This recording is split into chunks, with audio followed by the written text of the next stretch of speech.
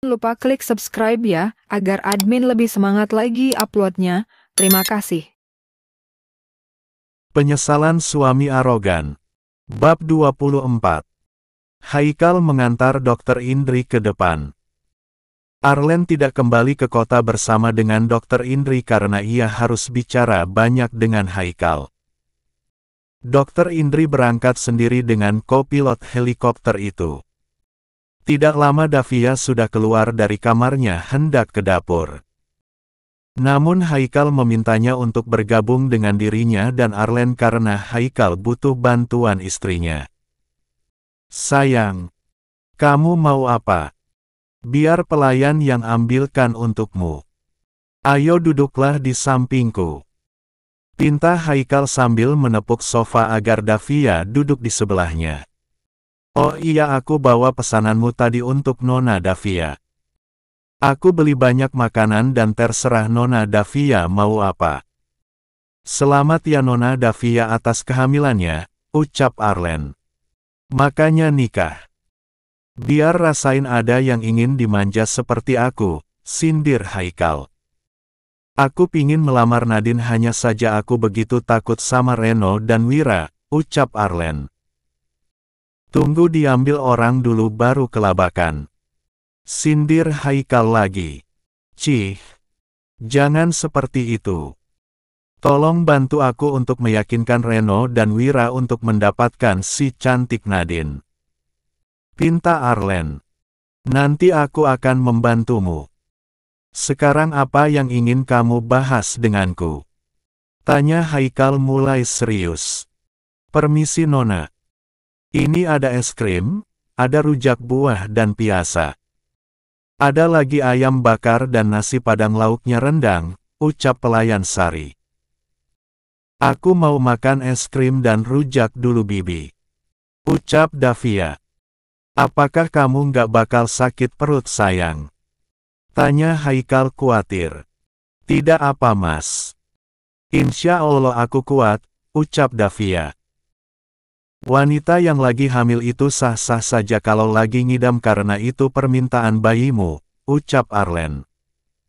"Baiklah. Jangan berlebihan. Sekarang kamu dengar saja apa yang akan kami bahas. Setelah itu kamu boleh komentar. Sepakat Baby?" tanya Haikal. Ucap Davia sambil makan es krimnya. "Nona Davia nggak kerepotan makan es krim pakai cadar gitu?" tanya Arlen. "Maksud lu apa nanya gitu? Mau lihat wajah bini gue?" Modus, sarkas Haikal. "Nggak apa sih. Cuman kasihan saja, Nona Davia nggak bebas makan es krimnya," timpal Arlen. "Ya, setidaknya ada pemandangan indah yang bikin semangat aku kerja," batin Arlen. "Bagaimana? Apakah kamu sudah menemukan orang yang menjebak kita?" tanya Haikal. "Aku sudah melacak beberapa anak buah kita termasuk Kenzi, tapi tidak menemukan orang yang bekerja sama dengannya," ucap Arlen. "Bagaimana dengan kedua gadis itu? Bianca dan Dr. Viola. Apakah kamu sudah menginterogasi keduanya?" "Sudah. Aku sudah memaksa mereka dengan cara yang sangat menyakitkan, namun mereka tidak memberitahu apapun," ucap Arlen. Davia hanya menikmati rujaknya tanpa melihat ke wajah kedua pria tampan yang ada di depannya. Haikal memperhatikan Davia lalu mengambil piring rujak itu dari pangkuan Davia dan memberinya air hangat. Davia tidak berani membantah karena sudah tahu cara Haikal mencegahnya untuk makan banyak rujak dengan tindakan tanpa kata-kata lagi. "Ya Allah, itu istri nurut banget. Kapan bisa punya istri seperti Davia?" batin Arlen lagi. "Baby, tolong bantu kami. Apakah kamu bisa melacak orang yang sudah menjebak suamimu di hari penembakan itu?" pinta Haikal. Davia mengambil laptop di meja itu dan mengarahkan ke arahnya. Ia memasukkan beberapa kode rahasia dengan cepat agar Haikal tidak membaca kode itu. Dalam sekejap ia sudah meretas interaksi ponsel semua anggota suaminya dan Davia dapat menemukan pelakunya. "Kena kau." Geram Davia lalu mengarahkan laptop itu ke suaminya dan Arlen membuat kedua pria tampan itu begitu kaget. "Astaga! Ini tidak mungkin. Dan bagaimana Nona Davia melakukannya Tuan? Kenapa dia bisa dan Tuan sendiri yang ahlinya malah tidak bisa?" "Akhirnya kita menemukan pelaku sebenarnya," ucap Haikal begitu geram begitu pula Haikal.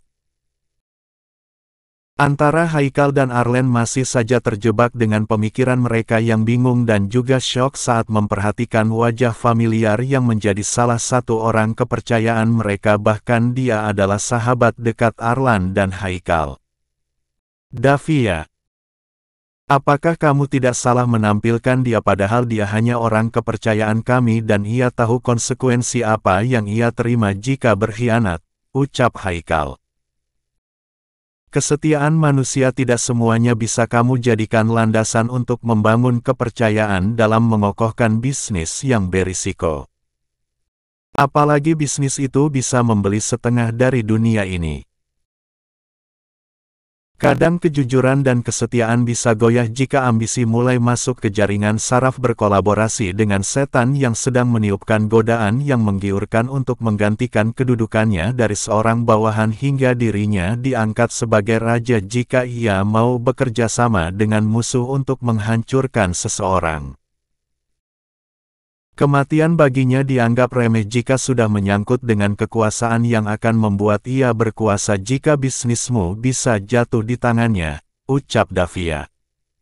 "Sayang, bisakah kamu jelaskan lagi dengan kalimat yang lebih sederhana tanpa membuat kami harus memeras otak untuk memikirkan setiap bait kalimatmu?" Geram Haikal pada istrinya yang memberi jawaban pada mereka dengan penuh misteri. "Tuan Kenzi itu adalah mafianya. Jika kamu ingin mencari bos dari pria itu yang menjadikan dia sebagai kaki tangannya, kamu salah besar suamiku," ujar Davia membuat Haikal dan Arlen syok. "DGG.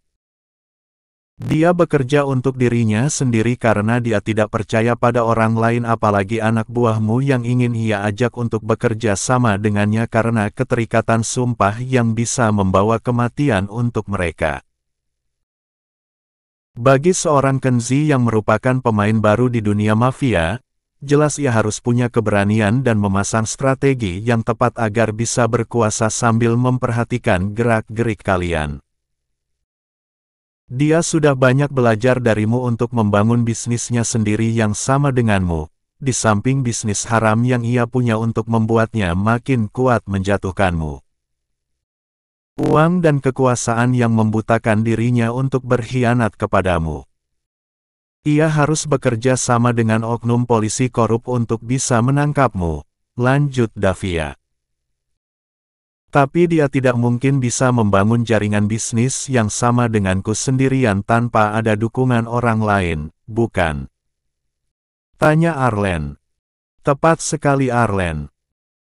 Karena Tuan Kenzi adalah saudara tiri dari Tuan Nadim, pria yang telah menembakku hanya ingin melihat wajahku," ucap Davia makin membuat Haikal tercengang. "Sayang, bagaimana kamu tahu hubungan darah di antara mereka? Padahal data dirinya yang kami punya tidak bersinggungan dengan Tuan Nadim sama sekali," tanya Haikal. "Tuan Kenzi adalah putra dari Tuan Hirata sekaligus ayah kandungnya Tuan Nadim juga. Hanya saja Tuan Kenzi adalah anak dari wanita simpanan Tuan Hirata. Awalnya Tuan Kenzi ingin membalas dendam pada ayah dan kakak tirinya karena ia tidak punya kekuasaan sama sekali sebagai putra Tuan Hirata karena harta warisan yang harus dibagikan berdasarkan kompilasi Islam. Jadi anak yang lahir di luar nikah tidak mendapatkan apapun. Awalnya Tuan Kenzi ingin menjatuhkan bisnis saudaranya Tuan Nadim. Tapi, Tuan Nadim yang mengetahui kamu adalah musuhnya dan ia tahu adik tirinya itu bekerja denganmu. Maka Tuan Nadim mulai merangkul Tuan Kenzi dan menawarkan harta dan kekuasaan kepada pria serakah itu asalkan bisa menghancurkanmu dengan cara menjebakmu. Mereka hanya ingin kamu masuk penjara atau mati. Hanya saja Tuan Nadim yang bodoh tidak tahu jika tawarannya itu pada adiknya Kenzi justru membawanya di ambang kehancuran karena dendamnya yang ingin ia balas. Jadi, istilah dengan satu batu bisa membunuh dua musuh sekalian, ucap Davia dengan memperlihatkan hubungan antara Kenzi, Nadim dan Tuan Hirata bahkan ibu kandungnya Kenzi yang merupakan wanita simpanan Tuan Hirata melalui laptop itu. Maaf Nona Davia. Bagaimana cara kamu menemukan hubungan di antara mereka sebagai ikatan keluarga? Sementara aku sendiri sudah mencari tahu sesuatu yang berhubungan dengan Kenzi, namun nihil ditemukan. Tanya Arlen. Itu karena kamu hanya mencari tahu bagian permukaannya saja dan tidak mau mencari tahu hubungan mendasar seperti hubungan darah di antara mereka, ujar Davia. Bukan masalah hubungan mereka yang ingin aku ketahui, Nona Davia. Tapi cara kamu yang mendapatkan silsilah keluarga mereka itu yang ingin aku tahu. Apalagi dalam waktu sepersekian menit, kamu bisa mendapatkan informasi tentang mereka dengan mudah, ucap Arlen. Itu adalah rahasiaku. Tidak semua ilmu pengetahuan yang orang kuasai harus berbagi dengan orang lain. Jika semuanya dibongkar, bukan tidak mungkin orang itu menyalahgunakan ilmu itu untuk kepentingannya. Jika aku beritahu satu kunci rahasia dalam menguasai ilmu teknologi ini padamu, maka bukan tidak mungkin kamu mampu memindahkan uang yang ada di Bank Dunia besok sudah berada di rekening pribadimu Arlen, sinis Davia membuat Arlen tercengang. Davia segera beranjak dari duduknya dan masuk ke dalam kamarnya karena tidak ingin dicecar terus-menerus oleh Arlen dengan rahasia ilmu yang ia miliki. Hah? Sehebat itukah istrimu Tuan? Tanya Arlen tidak percaya dengan ucapan Davia hingga wajahnya masih saja terlihat bengong. Sudahlah Arlen, jangan mengorek informasi apapun dari istriku atau ia juga akan membeberkan catatan dosamu yang selama ini dicatat oleh malaikat, canda Haikal. Apakah ada lagi wanita secantik dan sehebat istrimu, bos di dunia ini? Tanya Arlen lirih. Istriku itu limited edition. Hanya satu di dunia ini. Dan aku adalah pemenangnya, ucap Haikal dengan bangga hati. Iya, Tuan adalah pemenangnya. Jika Tuan mendapatkan Nona Davia sebagai anugerah, tapi tidak bagi Nona Davia yang mendapatkan Tuan sebagai ujian, sarkas Arlen. Kau, bisa-bisanya kau mengatakan itu padaku, hardik Haikal dengan tatapan horor. Apakah Tuan sudah lupa perlakukan Tuan padanya? Dari awal kalian menikah. Apakah Tuan memperlakukan dia dengan baik? Apakah Tuan berusaha menyenangkan hatinya? Apakah Tuan tahu siapa Nona Davia sebenarnya dengan ilmu pengetahuan yang ia miliki bahkan lebih hebat dari memori komputer sekalipun? Apakah Tuan sudah tahu hari pertama pernikahan kalian, kalau Nona Davia itu adalah seorang bidadari?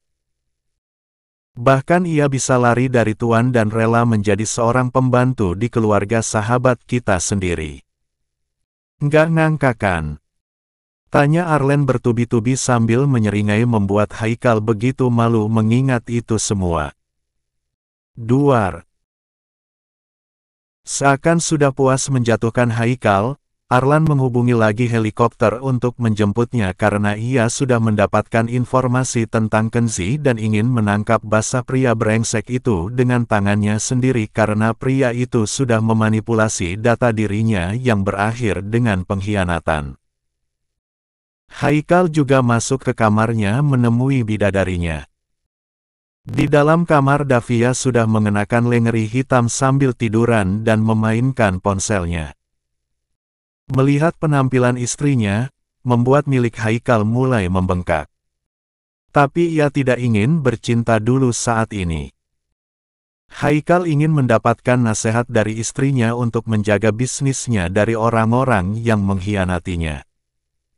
"Oh baby, kamu sudah membuat aku terangsang lagi," ucap Haikal yang sudah bugil saat ini dan ikut masuk ke dalam selimut itu. Sambil bertanya pada istrinya tapi tangannya sudah menggerayangi tubuh Davia. Tentunya tidak jauh dari aset berharga istrinya. "Sayang, tolong berikan aku satu petunjuk untuk bisa menghentikan aksi dari anak buahku jika mereka mengkhianatiku," pinta Haikal. Sadap semua perangkat komunikasi mereka berupa laptop dan ponsel dengan mengusai akun mereka baik akun resmi maupun akun fiktif. Dengan begitu mereka tidak bisa beraksi untuk berbuat macam-macam denganmu. Jika pergerakan mereka kita sudah batasi dengan pengamanan yang sangat ketat. Berilah gaji dan bonus yang besar 3 kali lipat dari yang kamu berikan sekarang, ucap Davia. Bagaimana caranya kita bisa menyadap perangkat komunikasi mereka? Tanya Haikal. Bukankah setiap kita memiliki nomor ID card? Ujar Davia. Jenius kamu baby, puji Haikal. Kenapa harus memberikan mereka gaji dan bonus yang sangat besar pada mereka, baby? Tanya Haikal sambil mengisap boba di puncak dada sekang Davia. Jika kamu bisa membuat kehidupan yang sangat layak pada karyawan atau anak buahmu, tidak ada alasan bagi mereka untuk berkhianat padamu karena kebutuhan sandang, pangan dan papan mereka terpenuhi. Apalagi seorang suami bisa memenuhi kebutuhan lahir istrinya, maka istrinya dengan senang hati memuaskan birahi suaminya kapan saja suaminya menginginkannya, ucap Davia. Apakah setiap wanita seperti itu sayang dan termasuk kamu? Tanya Haikal penasaran. Iya sayang. Karena itu sudah fitrah kami sebagai wanita. Kami para wanita tidak suka pada pria dengan 3O, ucap Davia. Apa itu 3O? Tanya Haikal. Kami para wanita tidak suka pada pria yaitu otak kosong, omong kosong dan kantong kosong. Itu sangat tidak bergairah jika dilihat dari sudut manapun. Makanya wanita itu tidak melihat pria dari tampang lagi. Asalkan otak prianya pintar cari duit dan kalau diajak ngomong nyambung dan dompetnya tebal dan ia setia. Makanya pria jelek tidak usah berkecil hati asal dia setia, dompetnya tebal dan otaknya pintar, maka dia akan dengan mudah mendapatkan gadis cantik manapun yang ia sukai, ucap Davia. Tapi aku kan beda baby. Aku sangat tampan, kaya dan juga pintar. Bukankah itu sudah memenuhi kriteria wanita sepertimu, sayang? Tanya Haikal.